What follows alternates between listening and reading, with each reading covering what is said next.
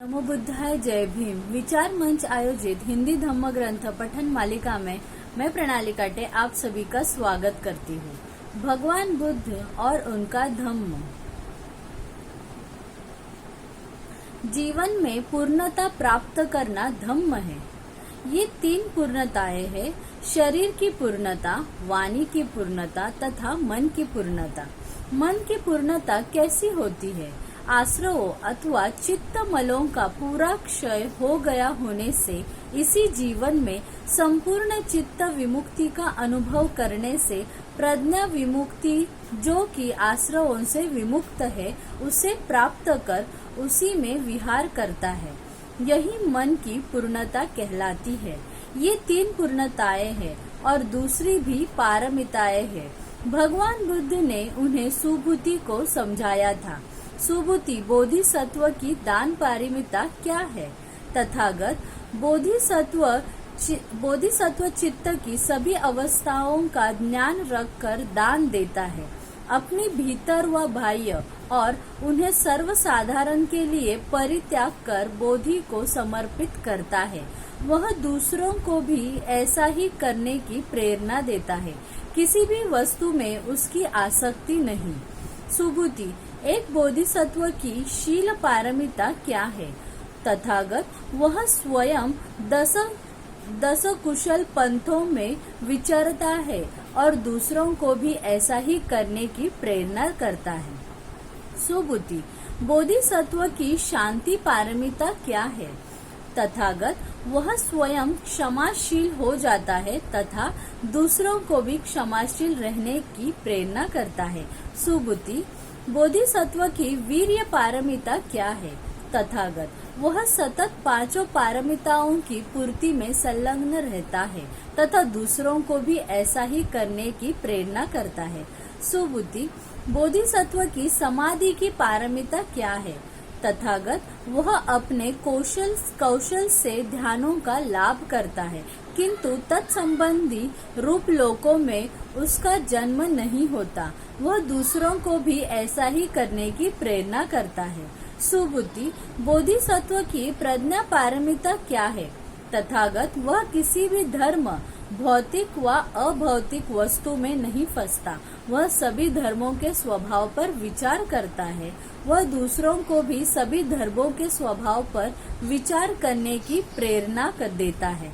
इन पारमिताओं का विकास करना धम्म है।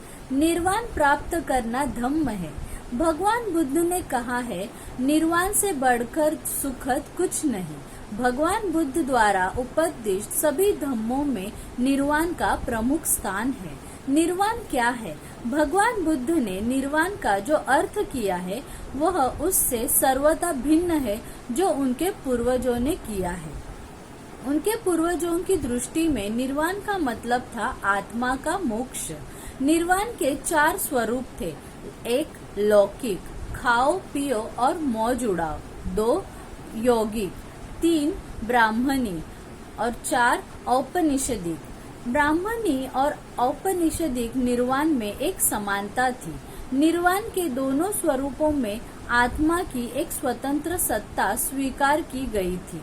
यह सिद्धांत भगवान बुद्ध को अमान्य ही था। इसीलिए भगवान बुद्ध को निर्वाण के ब्राह्मणी और औपनिषदिक स्वरूप का खंडन करने में, उसे अस्वीकार करने में कठिनाई नहीं हुई।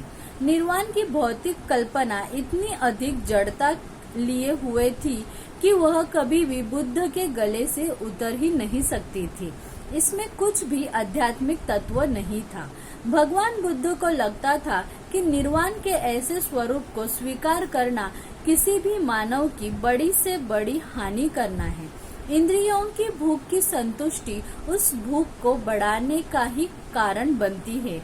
इस प्रकार के जीवन में से सुख कभी उत्पन्न नहीं हो सकता। इसके विपरीत इस प्रकार के सुख में से अधिकाधिक दुख ही उत्पन्न हो सकता है। निर्वाण का यौगिक स्वरूप एक सर्वथा अस्थायी अवस्था थी। इसका सुख नकारात्मक था। इसके माध्यम से संसार में संबंध विच्छेद हो सकता था। यह दुख से बच निकलना था, किंतु सुख प्राप्ति नहीं थी। इससे जितने भी कुछ सुख की आशा की जा सकती थी, वह सुख अधिक से अधिक योग की अवधि भरा था। यह स्थायी नहीं था, यह अस्थायी था। बुद्ध का निर्वाण का स्वरूप अपने पूर्वजों के स्वरूप से सर्वथा भिन्न है। बुद्ध के निर्वाण के स्वरूप के मूल में 3 बातें हैं।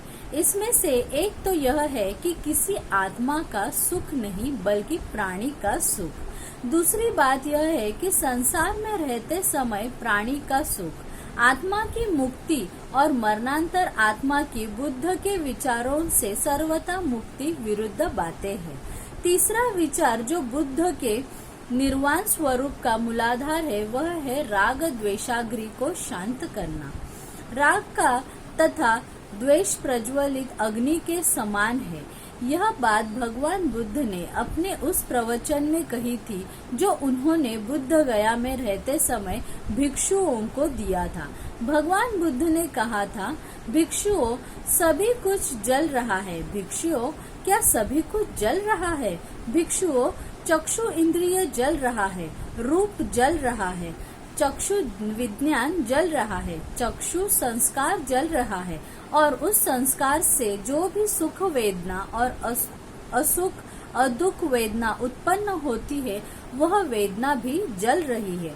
और ये किसी से जल रहे हैं, ये रागाग्नि से जल रहे हैं, ये द्वेषाग्नि से जल रहे हैं, ये मोहाग्नि से जल रहे हैं, ये जाति जरा मरण दुख दर्मनस्य तथा उपायास से जल रहे हैं।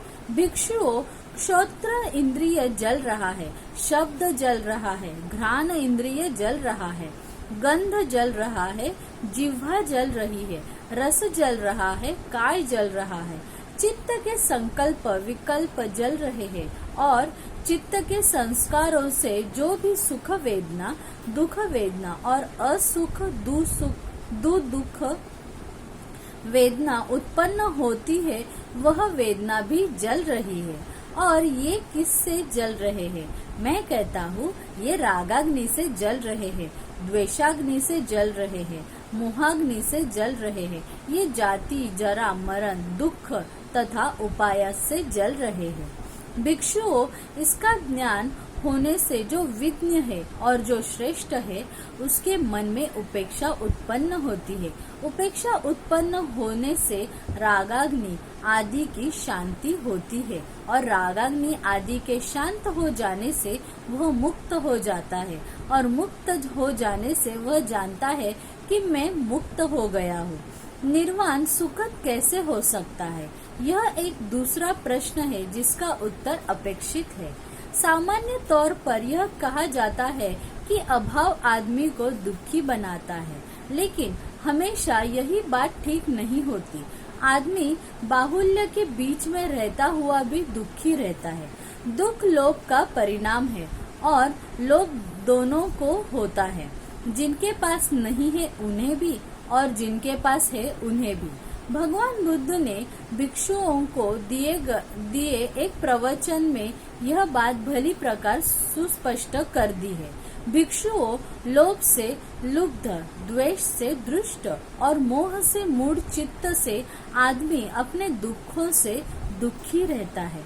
आदमी दूसरों के दुखों से दुखी रहता है। आदमी मानसिक वेदना और पीड़ा अनुभव करता है। किंतु यदि लोभ, द्वेष तथा मोह का मूलच्छेद हो जाए तो आदमी न अपने दुखों से दुखी रहेगा, न दूसरों के दुखों से दुखी रहेगा, और न मानसिक वेदना और पीड़ा अनुभव करेगा। इस प्रकार भिक्षुओं, निर्वाण इसी जीवन में प्राप्य है, भविष्य जीवन में ही नहीं। अच्छा लगने वाला है, आकर्षक है, और बुद्धिमान श्रावक इसे हस्तगत कर सकता है। जो चीज आदमी को जला डालती है और जो उसे दुखी बनाती है, यहाँ उसे स्पष्ट कर दिया गया है। आदमी के राग द्वेष को जलती हुई अग्नि के समान कहकर भगवान बुद्ध ने आदमी के दुख की सर्वाधिक जोरदार व्याख्या की है। राग द्वेष की अधीनता ही आदमी को दुखी बनाती है। राग द्वेष को संयोजन अथवा बंधन कहा गया है, जो आदमी को निर्वाण तक नहीं पहुंचने देती।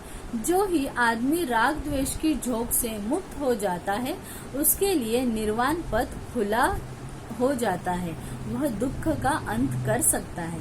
भगवान बुद्ध ने इन संयोजनों को 3 विभागों में विभक्त किया है। पहला विभाग वह है जिसका संबंध हर प्रकार की तृष्णा से है, जैसे कामुकता और लोभ। दूसरा वर्ग वह है जिसका संबंध सभी प्रकार की वितृष्टता से है, जैसे घृणा, क्रोध और द्वेष। तीसरा वर्ग वह है जिसका संबंध सभी तरह की अविद्या से है, जड़ता, मूर्खता और मूढ़ता। पहली राग अग्नि और दूसरी द्वेष अग्नि का संबंध आदमी की उन भावनाओं से है और उस दृष्टिकोण से है जो उसका दूसरों के प्रति है, जबकि तीसरी मोह अग्नि का संबंध उन सभी विचारों से है जो सत्य से भिन्न है। भगवान बुद्ध के निर्वाण के सिद्धांत के बारे में बहुत सी गलतफहमियां हैं। शब्द की विपत्ति की दृष्टि से निर्वाण शब्द का शब्दार्थ है बुझ जाना। शब्द की इस व्युत्पत्ति को लेकर आलोचकों ने निर्वाण को 2 कोंडी का नहीं रहने दिया है, उसे एक सर्वथा बेहुदा सी चीज बना दिया है। उनका कहना है कि निर्वाण का मतलब है सभी मानव प्राणियों का बुझ जाना, अर्थात मृत्यु।